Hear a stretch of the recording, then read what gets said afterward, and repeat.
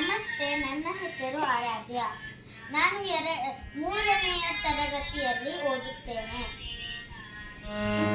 ಇವತ್ತು ನಾನು ಸ್ವರಗೀತೆ ಹಾಡುತ್ತೇನೆ. ಆರೋಹ ಅವರೋಹ. ಆರೋಹ ಸಾ ರೇ ಗ ಪ ದ ಸಾ. ಅವರೋಹ ಸಾ ದ ಪ ಗ ರೇ ಸಾ. ಆಕಾರ ಆ